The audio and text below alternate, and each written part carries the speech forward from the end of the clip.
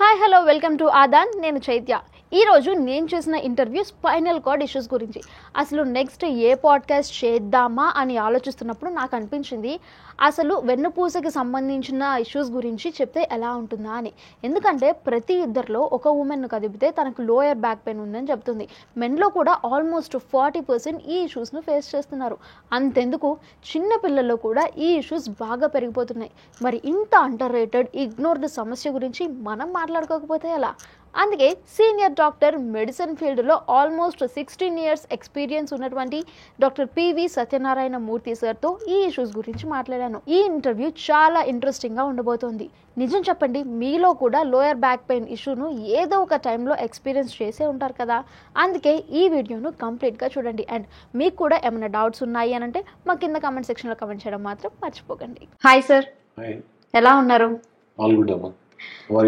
చాలా బాగున్నాను sir, thank you. Sir, ఇప్పుడు ప్రజెంట్ ఉన్న జనరేషన్లో అందరూ సిట్టింగ్ జాబ్సే చేస్తున్నారు. సో సిట్టింగ్ వల్ల, అలా కంటిన్యూస్గా కూర్చోవడం వల్ల స్పైన్కి సంబంధించి చాలా ప్రాబ్లమ్స్ వస్తున్నాయి. ఫర్ ఎగ్జాంపుల్ వాళ్ళకి నడుము నొప్పి వస్తుంది. సో అలా రాకుండా ఉండాలి అని అంటే వాళ్ళు ఎలాంటి జాగ్రత్తలు తీసుకోవాలి? 2 years back, I think WHO and World Health Organization, they gave a quotation, sitting is the new smoking. In the sense, smoking వల్ల ఎంత హామ్ జరుగుతుందో సిట్టింగ్ వల్ల కూడా అంతే హామ్ జరుగుతుంది. సిట్టింగ్ వల్ల బేసికల్లీ స్పైన్ విషయాలు అడిగితే highest load on the spine is by your sitting on the chair.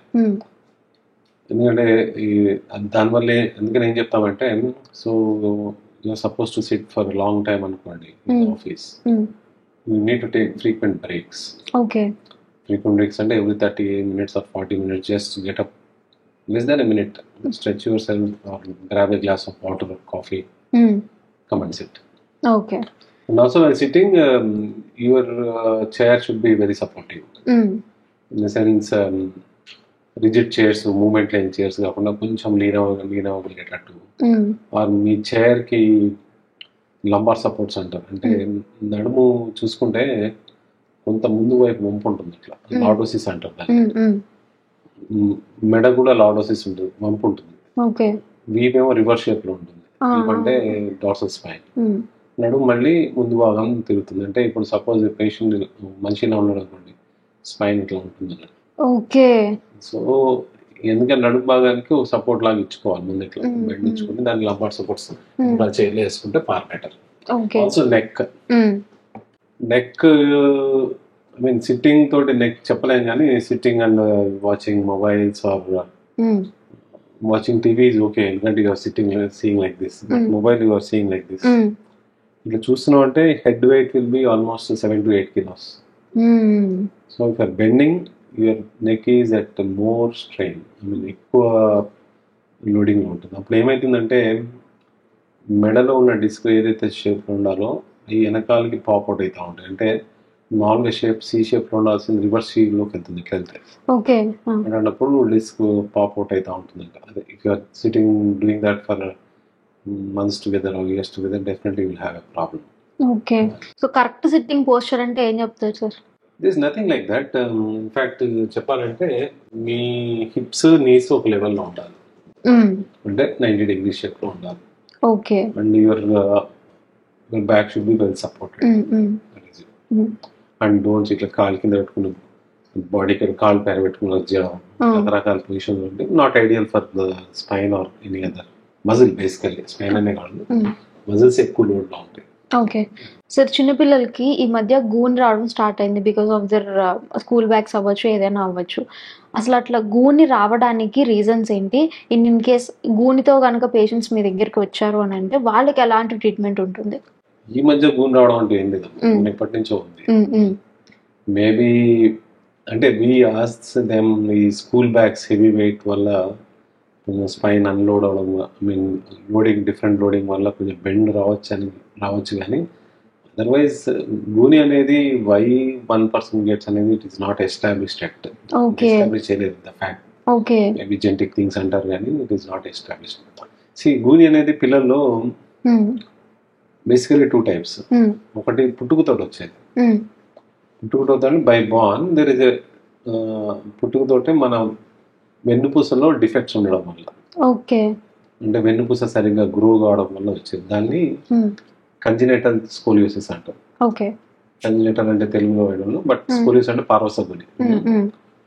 కంజినైటల్ పుట్టుకతో వచ్చే స్కోలియోసిస్ అనమాట. రెండో రకం ఏంటంటే అడాలసెంట్ స్కోలియోసిస్ అంటారు. అడాలసెంట్ ఇడియోపతిక్ స్కోలియోసిస్ అంటే అది పెరుగుదలలో వస్తుంది. ఓకే. అంటే దేర్ ఆర్ 2 గ్రోత్ స్పట్స్ ఉంటాయి. ఒకటి 10 ఏళ్ళకి వస్తుంది, ఒకటి 16 ఏళ్ళు వస్తుంది. ఇంచుమించుగా depends on males and boys and girls. Okay. ఈ గ్రోత్ స్పాట్ వచ్చినప్పుడు ఏంటంటే మజిల్స్ కూడా పెరగాలి. కొంచెం అన్ఈవెన్ గా గ్రో అయినప్పుడు దాని ఎఫెక్ట్ అంతా వెన్నుపూస బోన్ మీద ఉంటుంది, వెన్నుపూస ఎముక మీద. దాంతో భూని అంటే ఇప్పుడు నార్మల్ గా స్పైన్ ఇప్పుడు ముందు భాగం స్పైన్ గా స్ట్రైట్ ఉండాలి, వాటికి ఏమిటంటే సి షేప్ లో అయిపోతుంది.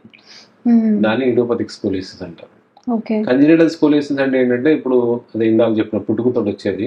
స్పైన్ నార్మల్ గా ఉండాలి, అంటే వెన్నుపూస అంటే ఒకదానిపైన ఒక పేర్స్ ఉంటాయి కదా, 33 ఉంటాయి. దాంట్లో బేసికలీ మనకి ఇంపార్టెంట్ 24.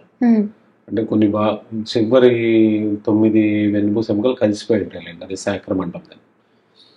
ఈ వెన్నుపూసలో ఏమైనా సపోజ్ ఇట్లా స్ట్రైట్ గా ఉండాల్సిన దాంట్లో ఒక దాంట్లో వంపు వచ్చింది అనుకోండి, ఇటు సైడ్ బెండ్ అయిపోతుంది. అది అదే ఇప్పుడు సపోజ్ ఒక పిల్లర్ లో ఒక ఇటుక తీసేస్తే ఏమైతుంది, బెండ్ అయిపోతుంది. సేమ్ అదే విధంగా ఈ కంజినైటల్ స్కోలియోసిస్ ఏంటంటే ఒక భాగం సరిగ్గా గ్రో అవ్వకపోవచ్చు, అందుకని ఒక సైడ్ అవుతుంది. అది కంజినైటల్. అది మనం ఒకసారి ఏంటంటే ఈ మధ్య స్కాన్స్ అంటారు, మన గైనిక్ టిఫా స్కాన్స్ అంటాం.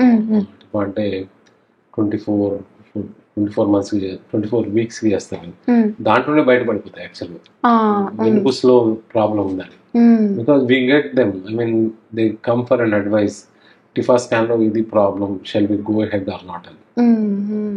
Single baby or it's a precious baby అనుకోండి, we'll explain them briefly. Because కొన్ని కండిషన్స్ లో పుట్టిన తర్వాత సర్జరీస్ అవసరం పడకపోవచ్చు, కానీ కొన్నిట్లో మాత్రం it is disaster to the family. అంటే ఈ వెన్నుపూస వంగిపోయి పుట్టిన వాళ్ళకి కంజినైటల్ స్కోలియోసిస్ అవుట్కమ్స్ కొంచెం అంటే if it is not done properly it can lead to multiple problems. Idiopathic scoliosis అదే ఈ ఎదుగుదలలో వచ్చే, అంటే 10 ఏళ్ల తర్వాత వచ్చే వాళ్ళకి those have very good outcomes. కానీ వాటికి ఎందుకు సర్జరీ చేస్తాం అంటే డిఫరెంట్ రీజన్స్. అందరికీ వచ్చిన వాళ్ళందరికీ సర్జరీ చేయాల్సిన అవసరం లేదు. ఈ స్కోలియోసిస్ మాకు కర్వేచర్ డిగ్రీస్ ఉండే 40 degrees దాకా అయితే చేయం, 40 పైన అయితే చేస్తాం. అదే దానికి మెజర్మెంట్స్ ఉంటాయి. ఇంకోటి ఏంటంటే 40 పైన కానీ కొంతమంది ఇట్లా వంగిపోతారు పక్కకి, వంగిపోయిన వాళ్ళకి దాన్ని బ్యాలెన్స్ లో తీసుకురావడానికి చేస్తాం సర్జరీస్. ఓకే. సో అట్లా మీ దగ్గరికి వచ్చిన ఒక చిన్న ఏజ్ గ్రూప్ పేషెంట్ ఎవరైనా ఉన్నారా sir? The youngest we operated was 2.5 years. Oh my god, 2.5 years. Okay sir, మీరు అన్నట్టు ఈవెన్ ప్రెగ్నెన్సీ టైంలో ఈవెన్ మదర్స్కి కూడా బ్యాక్ పెయిన్ వస్తూ ఉంటుంది. అండ్ ఇంకొక సినారియో ఏంటంటే వాళ్ళకి మత్తు ఇంజెక్షన్ ఇస్తారు కదా, దానివల్ల కూడా కాళ్ళు చేతులు చచ్చిపడిపోతాయి అనే ఒక ఇడియం ఉంది. సో ఇది నిజమా? ఇడియం అని మీరు అన్నారు కదా, నిజంగా అంటే in the sense back pain pregnant ladies లో అంటే బికాస్ ఆఫ్ దాన్ని ఏమంటారు బేబీ ఆర్ ఫీటస్ గ్రో అవుతున్నప్పుడు డెఫినెట్ గా యువర్ సెంటర్ ఆఫ్ గ్రావిటీ మారడం, దాంతో నడుములో వంపు పెరగడం, దానివల్ల బ్యాక్ పెయిన్స్ రావచ్చు, but not very common.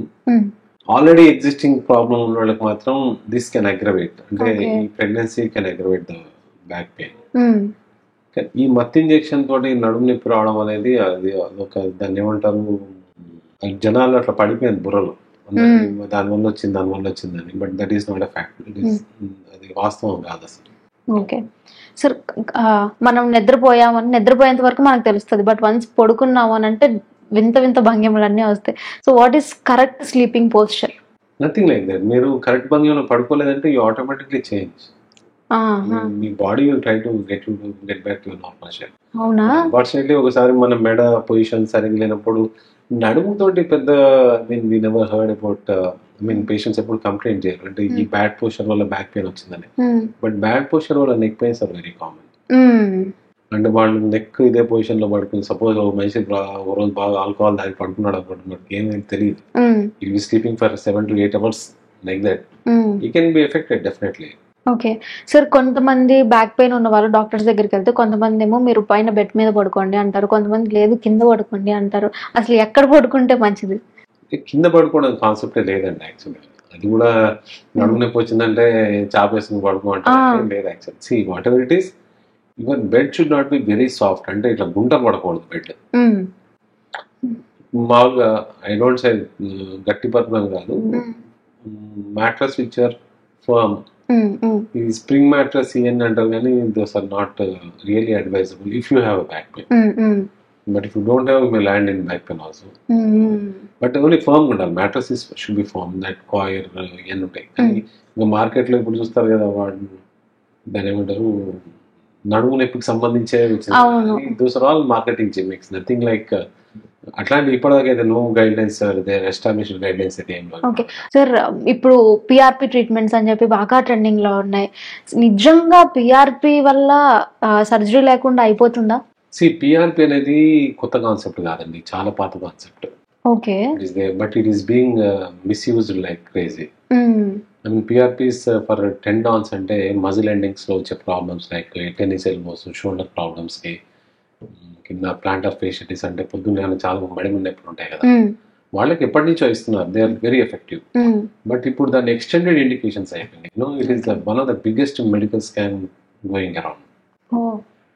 Probably it is worth around, నేను ఓన్లీ మన తెలుగు స్పీకింగ్ స్టేట్స్ లో చెప్తున్నాను, probably it must be around 2000 crores worth scam అయింది.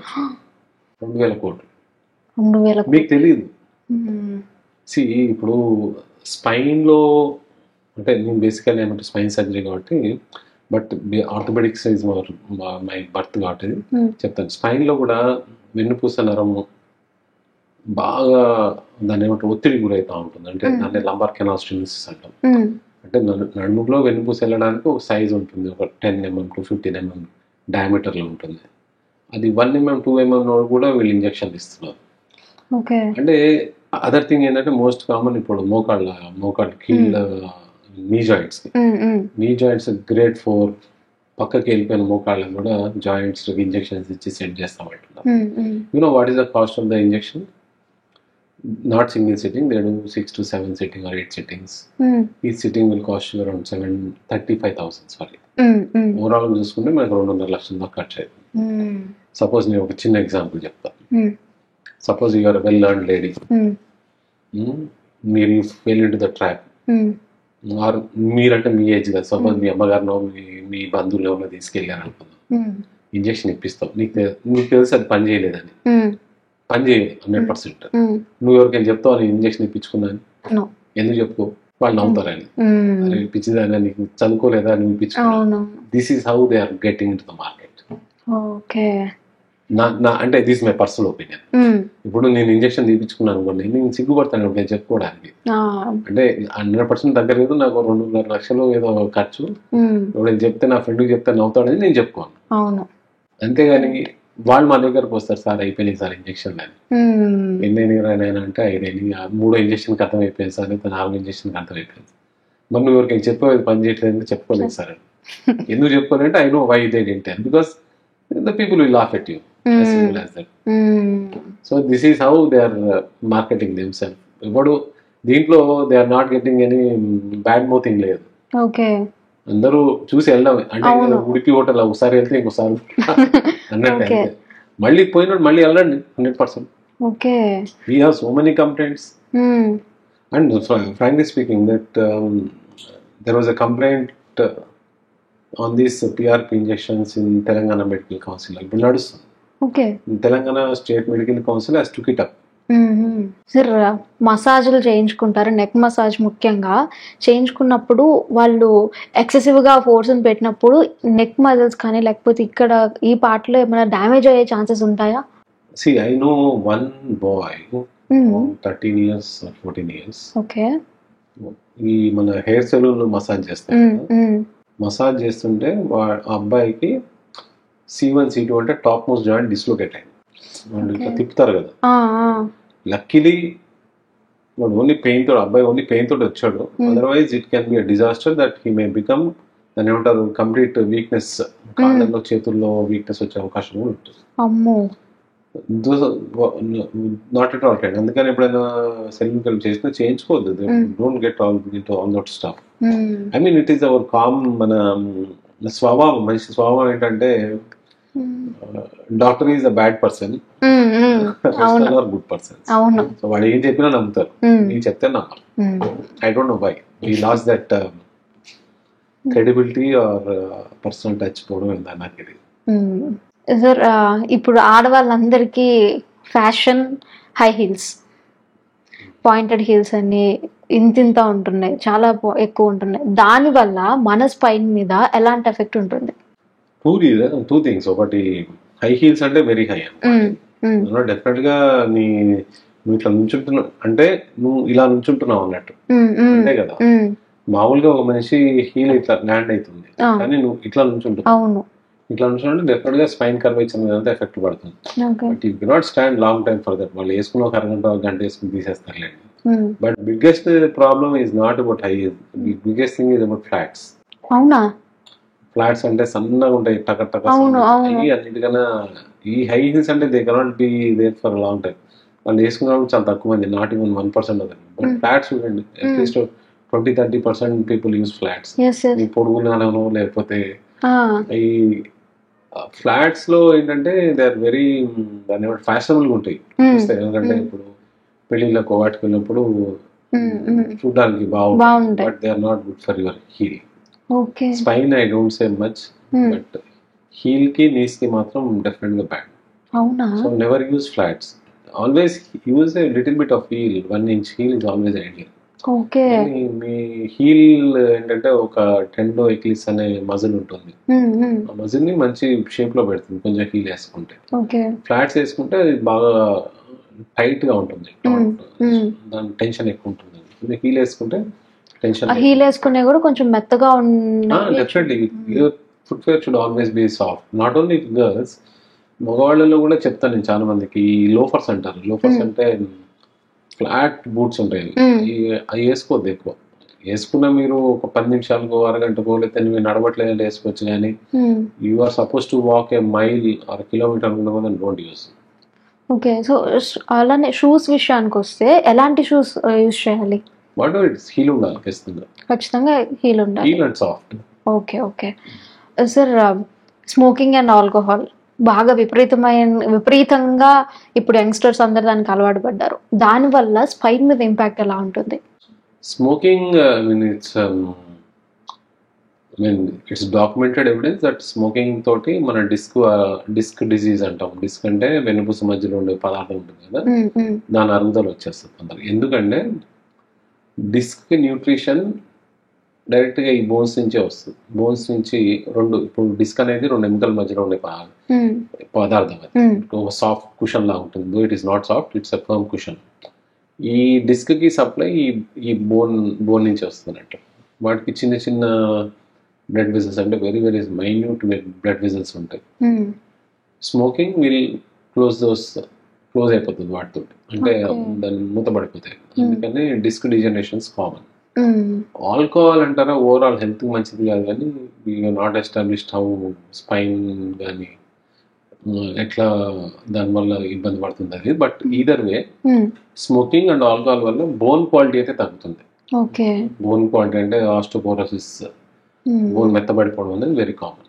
ఓకే సార్, ఇప్పుడు కైరో ప్రాక్టీస్ కూడా బాగా వెళ్తున్నారు, దానికి కూడా మంచి డిమాండ్ ఉందని చెప్పచ్చు. నిజంగా కైరోకి వెళ్తే ఏవైతే పెయిన్స్ ఉన్నాయో అవి తగ్గే ఛాన్సెస్ ఉన్నాయా? These are all alternative medicines, chiropractic, physiotherapy or pain therapies. ఇవన్నీ ఏంటంటే they should be under a proper guidance. Like suppose they come to me, I write some exercises. But what happen, ఏమవుతుందంటే ఇప్పుడు back pain ఉంటే మీరు డైరెక్ట్గా అక్కడికి వెళ్తున్నారు. They are not suppose to treat directly because they are not suppose to write any medication. They are not entitle to write. They are not, దాన్ని ఏమంటారు, మందులు రాయడానికి వాళ్ళకి వీలు లేదు. ప్రాక్టీస్ అంటే దాన్ని ఏమంటారు, ఒక విధమైన టెక్నికల్ గా ఎక్సర్సైజ్ చెప్పిన ఏ చేయాలి, కానీ that is also under proper guidance. Guidance in the sense, suppose మీరు ఒక ఆర్థోపెడిక్ సర్జన్ దగ్గరకో, స్పైన్ సర్జన్ దగ్గరకో, న్యూరో సర్జన్ దగ్గరకు వెళ్ళి మీకు ఈ ప్రాబ్లం అంటే వాళ్ళు అడ్వైస్ చేయాలి. Go to physiotherapy, get this things done. Go to chiropractic అనేది ఇప్పుడు మన దగ్గర దాన్ని ఏమంటారు చాలా ఎక్కువైంది, కానీ I don't think there is any proper దాని ఏమంటారు సర్టిఫికేషన్ ఫర్ దట్. ఓకే. మీ దగ్గరికి ఎవరైనా వచ్చారా సార్ పేషెంట్స్ కైరో ప్రాక్టీస్ చేయించుకొని ఇది వర్క్ అవ్వలేదు అని వచ్చిన పేషెంట్స్? వన్ థింగ్, నాకు ఒక పేషెంట్ వాళ్ళ గ్రాండ్ డాటర్ యూఎస్లో ఉంటుందని, అంటే కైరో ప్రాక్టీస్ ఇక్కడ కాదండి, యూఎస్లో ఇంకా అదొక పెద్ద బిజినెస్ అది. ఇందాక మనం మాట్లాడుకున్న పార్వసగూని scoliosis, chiropractor want to correct the scoliosis with massages center. I never understood how it is possible. I mean, logical గా ఆలోచించిన ఎట్లా పాసిబుల్ అయితే నాకైతే అర్థం కాలేదు. సపోజ్ ఇంకా కరువు తక్కువ ఉందంటే బ్రేసెస్ అని ఉంటాయి, బ్రేసెస్ వేస్తారు, okay, that will stop the progression of the growth. But నీకున్న కరువుని అయితే తగ్గిలేవు, నీకు ప్రోగ్రెస్ కాకుండా అవుతుంది. The other day, I met one person who said that his chiropractor or physiotherapist, they said ఆయనకి డిస్క్ ప్రొలాప్స్ అయింది ఆయనకి, వాళ్ళు మసాజ్ చేస్తే డిస్క్ వెనక్కి వెళ్ళిపోద్ది అన్నారు. డిస్క్ అనేది ఒక టూత్ పేస్ట్ లాంటిది, ముత్యం బయటకు వచ్చింది అంతేగాని లోపల పోయడం అనేది ఎవరి వల్ల కాదు. దానివల్ల ఇబ్బందులు ఉంటే సర్జరీ చేయించుకోవాలి. కొంతమంది సమ్ టైమ్స్ ఏంటంటే ఆ డిస్క్ దాని అదే బాడీలోకి అబ్జర్వ్ కావడం జరుగుతుంది. సో ఇట్లా నన్ను ఈ మీడియా ముందు క్వశ్చన్ కైరోప్రాక్టర్ అంటే నేను చెప్పలేదు, పెద్ద we should not talk about that. Okay sir, చిన్న వయసు నుంచి స్పైనల్ కార్డ్ కానీ లేకపోతే బోన్ హెల్త్ కానీ తీసుకోవాల్సిన ఫుడ్ ఏంటి? హెల్దీ ఫుడ్ అంతే, నాట్ స్పెసిఫిక్. అవాయిడ్, ఇప్పుడు ఆస్క్ మీ అవాయిడ్ జంక్స్ అంటాం అంతే కానీ స్పెసిఫిక్ గా నీ బోన్ హెల్త్ కి it should balanced diet, that is all. Okay. So మీరు అన్నట్టు సప్లిమెంట్స్ దగ్గరకు వస్తే కాల్షియం లేదంటే కాల్షియం టాబ్లెట్స్ ఇస్తున్నారు, విటమిన్ డి లేదంటే విటమిన్ డి టాబ్లెట్స్ ఇస్తున్నారు, ఐరన్ టాబ్లెట్స్ ఇస్తున్నారు. సో నిజంగా అవి మనకి హెల్ప్ అవుతాయా? కాల్షియం టాబ్లెట్స్ అనేది ప్రిస్క్రిప్షన్ ఫిల్లింగ్ లాగైతే ఉండకూడదు. Suppose you are treating for a osteoporosis, okay, well and good. అంటే ఆస్టియోపోరోసిస్ అంటే పెద్దవాళ్ళలో బోన్ క్వాలిటీ తగ్గిందంటే సప్లిమెంటేషన్స్ ఉండాలి. కానీ ఇప్పుడు 20 ఏళ్ళు 30 ఏళ్ళు 40 వాళ్ళు ఎన్నో వాళ్ళ కాల్షియం రాసిన ఇట్ ఈస్ నాట్ అవసరం అయితే లేదు. బికాజ్ మన బాడీ సప్లై మనకు ఉంటుంది, మన ఫుడ్ సప్లైనే వచ్చేస్తుంది అది. ఓకే. సో అంటే టాబ్లెట్లు ఏమి అవసరం లేదంటారు? అవసరం లేదు, నార్మల్ గా అయితే అవసరం ఉండదండి. ఇప్పుడు అది వేసుకోవడం వల్ల అవసరం లేకపోయినా వేసుకుంటాం కదా, డాక్టర్స్ ఇచ్చారంటే compulsory. Body will throw it out if you don't require.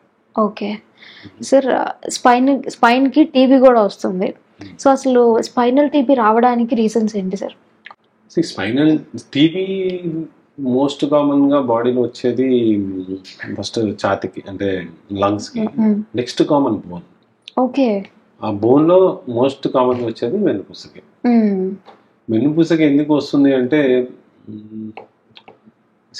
పెద్ద దాని లిటరేచర్ ఉంటుంది. అంటే మోస్ట్ కామన్ గా వీప్ భాగంలో వస్తూ ఉంటుంది, వీపుకి నడుము మధ్యలో బ్లడ్ సప్లై కొంచెం హ్యాంపర్ ఉండడం. But what ever it is, most common ఏంటంటే నీకు ఇమ్యూనిటీ తగ్గిందంటే వస్తుంది అంతే.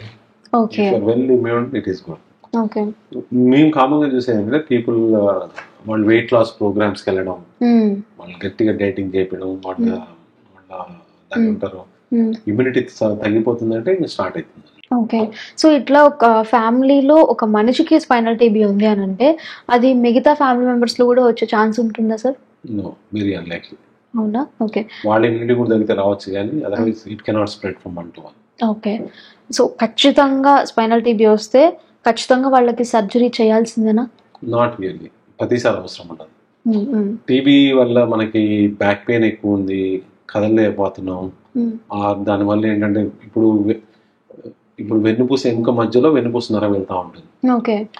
ఈ ఎముక పాడైపోయి వెనుకాల నరాన్ని నొత్తుతున్నప్పుడు కాళ్ళల్లో తిమ్మిళ్ళు రావడం కానీ, మెడలో అయినప్పుడు చేతులు కాళ్ళలో తిమ్మిళ్ళు రావడం కానీ, నడవలేకపోవడం జరిగితే డెఫినెట్ గా సర్జరీ చేసుకోవాలి.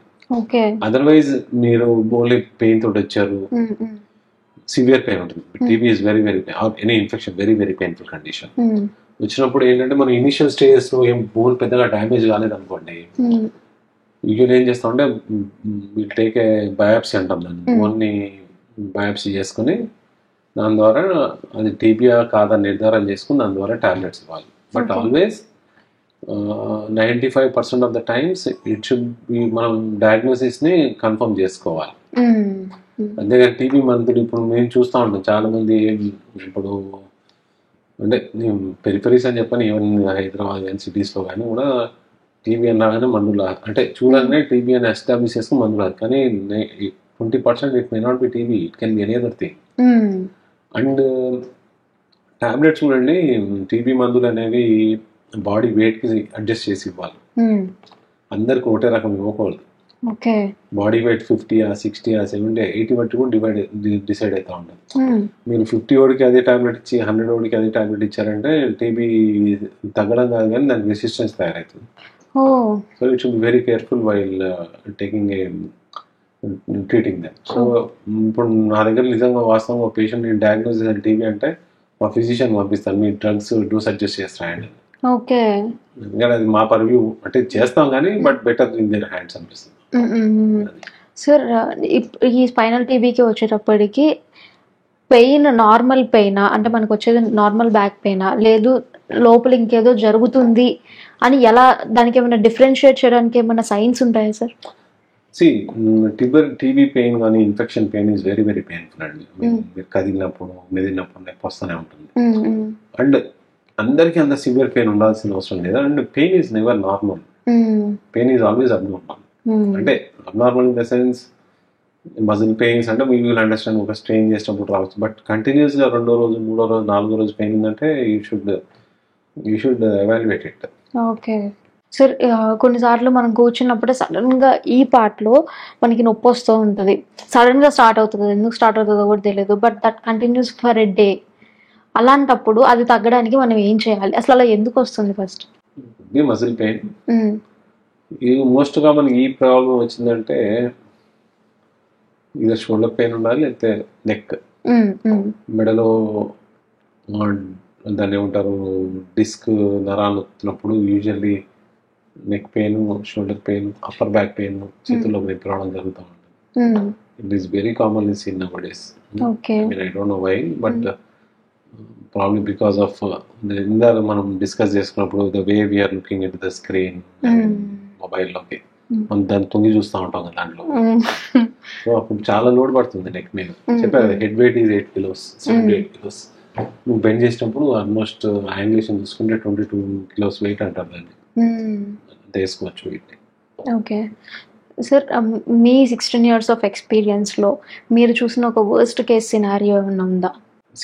వెన్ను స్పైన్ సర్జరీ విషయంలో వర్స్ట్ కేస్ సినారియో అంటే క్వాడ్రిప్లీజియా అండి. క్వాడ్రిప్లీజియా అంటే మీ చేతులు కాళ్ళు పనిచేయకపోవడం. ఉదాహరణ చెప్పాలంటే ఇప్పుడు మీరు సినిమాలు చూస్తుంటే ఊపిరి సినిమాలో నాగార్జున పరిస్థితి అనుకో. ఓకే, ఎందుకంటే వాళ్ళకి మోస్ట్ కామన్గా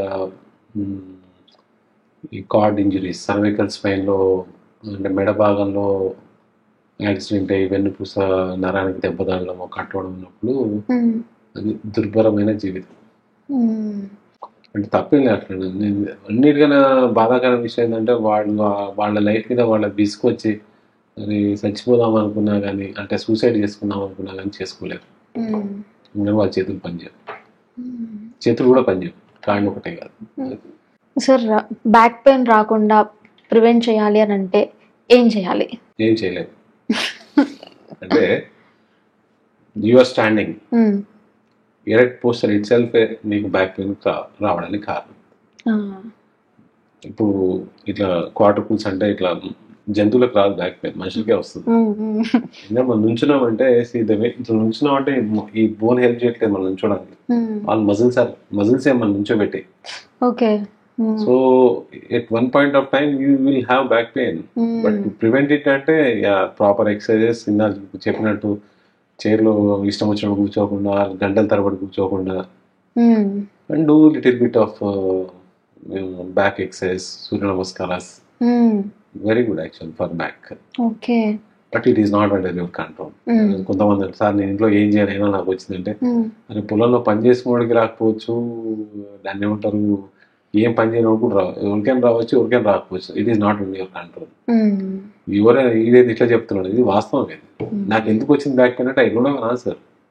సార్, కొంతమందికి నిద్ర లేవగానే కొంచెం నా బ్యాక్ పెయిన్ వస్తున్నట్టు ఉంటుంది, దానికి ఏమైనా రీజన్ ఉంటుందా లేకపోతే? ఉంటుందండి. సపోజ్ రెస్ట్ తర్వాత పెయిన్ రావడం అంటే రీజన్స్ ఉంటాయి. వెనకాల మన స్పైన్ అంటే డిస్క్ ఒకటే కాదు, బోన్లో జాయింట్స్, రకరకాల లిగమెంట్స్ అన్నీ ఉంటాయి. ఈ జాయింట్స్ ఫ్యాసిటల్ ఆర్థ్రోపతి అంటాం. జాయింట్ అంటే ఫ్యాసిటల్ ఆర్థ్రోపతి ఉన్న వాళ్ళకి early morning stiffness, early morning pains ఉంటాయి.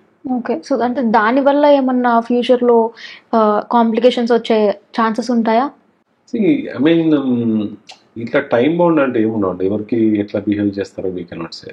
ఓకే. వస్తాయి అంటే అదే జాయింట్స్ గట్టి పడిపోతున్నాయి అనుకోండి, వాళ్ళకి ఏంటంటే ఫ్యూచర్లో I mean if it keeps on progressing they can have ఈ లంబర్ కెనాల్ స్టెనోసిస్ అంటాం. అంటే పెన్నుపూస నేరం ఒత్తిడి గురైపోయి నడవలేకపోవడం, క్లాడికేషన్ సిండ్రోమ్. క్లాడికేషన్ అంటే ఒక 2-3 నిమిషాల నుంచో లేకపోవడం, లేదా 50 గజాలు కూడా నడవలేకపోవడం. అంటే నడుస్తుంటే కాళ్ళలో హెవీనెస్ వచ్చేస్తుంది, అవి జరుగుతూ ఉంటాయి. వాటిని లంబర్ కెనాల్ స్టెనోసిస్ అంటే they can be a circle, vicious circle లా ఉంటుంది.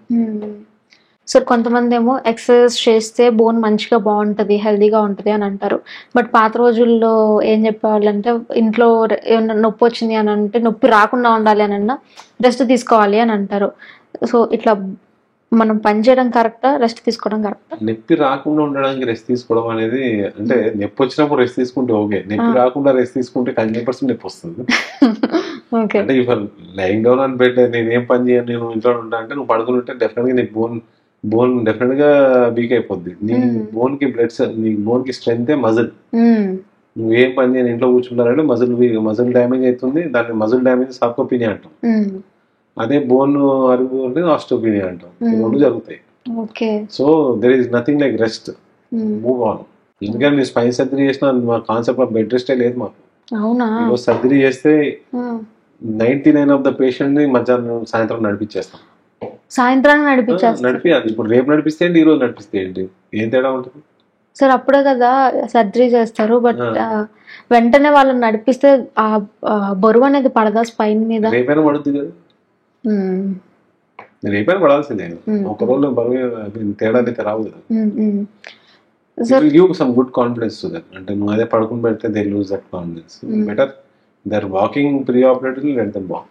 ఓకే సార్, ఇప్పుడు డిస్క్ అరిగిపోయింది అని అంటారు కదా సార్, అసలు అంటే ఏంటి, ఏం జరుగుతుంది అక్కడ పాయింట్లో? డిస్క్ అరుగుదల అంటే డిస్క్ అనేది ఒక కార్టిలేజ్ లాంటిది. నేను 2 బోన్స్ మధ్య ఇందా చెప్పినట్టు 2 ఎముకల మధ్యలో ఉంటుంది. డిస్క్ కి వాటర్ కంటెంట్ ఎక్కువ ఉంటుందండి, 90%. ఓకే. ఎందుకని అదే మెత్తని పదార్థం ఏం కాదు. Healthy disc is very very strong.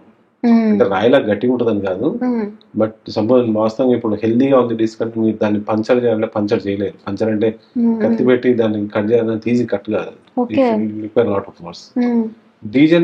అరుగుదలనే మేము డీజనరేటెడ్ డిస్క్ అంటాం. Degenerated disc or desiccated disc. Desiccated, dehydrated, degenerated అంటే అన్ని ఒకటే. ఈ డిస్క్ లో ఉన్న వాటర్ కంటెంట్ తగ్గిపోతే దాన్ని అరుగుదల అంటాం. Degenerated disc is not a healthy disc. అందుకనే ఇప్పుడు డీజనరేట్ అయితే అనుకోండి, బోన్ మధ్యలో అబ్నార్మల్ మూవ్మెంట్ ఉంటుంది. మామూలుగా హెల్తీ మూవ్మెంట్ ఉండాల్సింది కొంచెం అబ్నార్మల్ మూవ్మెంట్ అయిపోతుంది. ఎందుకు అరుగుతుంది అంటే maybe minor injury can trigger this degeneration. చిన్న ఇంజురీ అవ్వచ్చు డిస్క్ కి. డిస్క్ ఉన్న చుట్టూ ఉన్న కార్టిలేజ్ ఏమైనా డ్యామేజ్ అయితే స్లోగా డీజనరేట్ అవుతా ఉంటుంది. స్మోకింగ్ అదే సైడ్ కెన్ కాజ్, అంటే నీకు డిస్క్ కి రావాల్సిన న్యూట్రిషన్ సరిగ్గా అందకపోతే కూడా డీజనరేట్ అవుతా ఉంటుంది. ఓకే సార్, ఏజ్ ని బట్టి ఎక్సర్సైజెస్ ఉంటాయా? ఉంటే ఏ ఏజ్ లో ఎలాంటి ఎక్సర్సైజెస్ చేయాలి? అంటే స్పెసిఫిక్ గా ఏముండవు అండి. అంటే ఇప్పుడు మీరు పెద్దోళ్ళని 70 ఏళ్ళని ఎక్సర్సైజ్ చేయమంటే కష్టం, వాళ్ళు వాకింగ్ చేస్తే చాలు. యంగ్ పేషెంట్స్ సపోజ్ ఎక్సర్సైజ్ అంటే ఇఫ్ యూఆర్ గోయింగ్ టు జిమ్మర్ అనుకోండి, but we should very cautious. Just ఇష్టం వచ్చినట్టు వెయిట్స్ ఎత్తడం ఇవన్నీ చేయకూడదు. ఇప్పుడు జిమ్ లో మోస్ట్ కామన్ గా మనం చూసేది ఏంటంటే డెడ్ లిఫ్ట్స్ అంటారు. డెడ్ లిఫ్ట్ అంటే కింద నుంచి ఒక 100 కిలోస్ 120 కిలోస్ ఎత్తుతూ ఉంటారు. వాస్తవం చెప్పాలంటే it is one of very good exercise for the back. అవునా? Okay. But same thing can be very bad to the back also. మీ గుడ్ ఎవరికి చూడలేదు కానీ ఇప్పటిదాకా, అంటే వాస్తవానికి is very good for the back. But at least in a month couple of patients will come, ఈ deadlift తోటి back pain disc pop out అయిపోతుంది. అంటే ప్రాపర్ గా, అంటే it is not done proper trainer. Wait ఎత్తేటప్పుడు load ఎక్కువ పడింది అనుకోండి, abdomen మీద నుంచి బ్యాక్ కి ట్రాన్స్మిట్ అయ్యి ఆ డిస్క్ ఆల్రెడీ ఎరిగిపోయి ఉంటాయి కనుక డిస్క్ మధ్యలో ఉన్న మెటీరియల్ బయటకు వస్తుంది, పాపౌట్ అవుతుంది, డిస్క్ ప్రొలాప్స్ అంటాం. ఇట్ ఈస్ నాట్ అన్కామన్ అంటే it is very common. Okay sir, spondylitis అనేది అసలు ఎందుకు వస్తుంది అండ్ జనరల్ గా యూజ్ చేసే నెక్ కాలర్స్ దానికి ఎంతవరకు ఉపయోగపడతాయి సార్? యాక్చువల్ వాస్తవం చెప్పండి, స్పాండిలైటిస్ అనేది తప్పు వర్డ్. అవునా? స్పాండిలైటిస్ అంటే ఇన్ఫెక్షన్ ఇన్ ద స్పైన్, లైటిస్ అంటాం. ఓకే. సో మనం అందరూ నాకు స్పాండిలైటిస్ అనేది it's wrong word, actually wrong sentence to frame. Okay. Any spine infection ని స్పాండిలైటిస్ అంటాం. ఓకే. ఇది స్పాండిలోసిస్. ఇది దాంట్లో 5 రకాలు. స్పాండిలైసిస్ అని ఉంటుంది, లోసిస్ అని ఉంటుంది, లైటిస్ అని ఉంటుంది, డిస్కైటిస్, స్పాండైలో డిస్కైటిస్ అని ఉంటుంది, రకరకాల టర్మ్స్ ఉంటాయి. సో మీరు అడగాల్సిన question it is spondylosis. Okay. Spondylosis అంటే వేగా చెప్పాలంటే ఒక డిస్క్ అరుగుదని స్పాండిలోసిస్ అంటాం.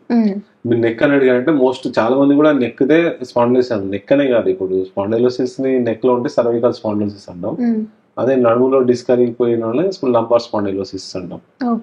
వీక్ లో కొంచెం తక్కువ లేదు. Dorsal spondylosis very uncommon. Spondylosis అంటే డిస్క్ అరుగుదల వల్ల, ఈ అరిగిపోయిన డిస్క్ వల్ల మనకి నెక్ పెయిన్ కానీ, నడుములో ఉంటే నడుము నొప్పి రావచ్చు.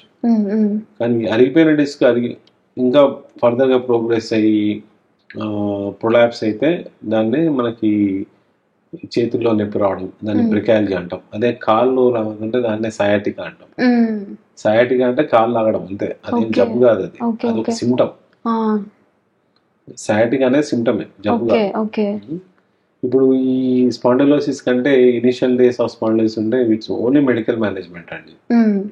ఎక్సర్సైజ్ చేసుకోవాలి. ఈ neck collars are not worth using, not for prolonged use, it is for short use.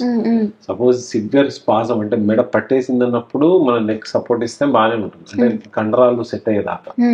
అది కూడా హార్డ్లీ మేము ఇస్తే 3-4 రోజులు అందిస్తాం. కానీ మేము చూస్తాం రోడ్ మీద పెట్టుకుని తిరుగుతూ ఉంటాం boy. Suppose you are travelling by road, bus లో కార్లో కూర్చొని పెట్టుకుంటే ఓకే, కానీ నడిచినప్పుడు అయితే అవసరం లేదు. అండ్ దట్టు అది పెట్టుకుని మీరు డ్రైవింగ్ చేయడం అంత శ్రేయస్కరంగా కాదు. So neck collars or soft cervical collars అంటాం వాటిని, they have very limited role. That severe స్పాజంలో వేసుకోవాలి, otherwise it does not have any role. నడుములో లంబార్ స్పాండిలోసిస్ లో మాత్రం exercise will definitely help you. అదే సపోజ్ దాని ఇంకా అగ్రవేటింగ్ ఫ్యాక్టర్ లైక్ సయాటికా ఉంటే కూడా మెడికల్ మేనేజ్మెంట్ అవుతుంది. రేర్ కేసెస్ లో, రేర్ కాదు, if it is not getting any better with medical management, surgical interventions కూడా ఉంటాయి. ఓకే సార్, ఒక పర్సన్కి ఏదైనా ఒక సివియర్ యాక్సిడెంట్ అయ్యి వాళ్ళకి స్పైన్కి ఏమైనా ప్రాబ్లం అయింది అని అంటే హాస్పిటల్కి తీసుకొచ్చే ముందు వాళ్ళు చేసుకోవాల్సిన అట్లీస్ట్ వాళ్ళు పక్కనున్న వాళ్ళు చేయాల్సిన ఒక ఫస్ట్ ఎయిడ్ అంటే ఏం చెప్తారు? స్పైన్ ఇంజురీ అంటే it is one time injury అండి. జరిగింది అంటే జరిగింది, మళ్ళీ దానికి మళ్ళీ జరగడం ఉండదు. ఓకే. ఒకసారి నెక్ లేకపోతే నడుము లేకపోతే వీప్లో ఫ్రాక్చర్ అయిందంటే it is there, that is it. So how to transfer them అనేది ఇంపార్టెంట్. ప్రాపర్ ట్రాన్స్ఫర్ చేయడానికి స్పైనల్ ఫ్రేమ్ అని ఉంటుంది. ఫ్రేమ్ మీద అంటే ఈ అంబులెన్సెస్ అయితే ఉంటాయి, దాని మీద పెట్టి తీసుకురావాలి. అంతేగాని వాళ్ళని మెడ కలపడాలి అట్లాంటి ఏం చేయకూడదు. Take them as they are.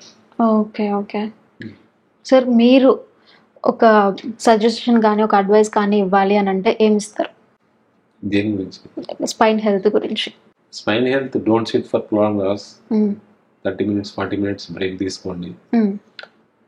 And don't give me సొంత ఉచిత సలహాలు మీ పక్క వాళ్ళకి ఇవ్వకండి. పక్క చాలా మందిని చూస్తాం, నడుము చెప్ప ఆపరేషన్ చేయించుకోద్దండి అంటారు. ఎవరు చెప్పడానికి దాంట్లో ట్రైన్ పాపం నొప్పి ఎవరికి, ఆయనకి ఎవరికో, వాడు సఫర్ అవుతా ఉంటే ఉచిత సలహా ఇస్తారు, మీరేం చేయించుకోద్దండి. మరి నువ్వు నొప్పి తగ్గిస్తావు, నువ్వు తగ్గిలేవు.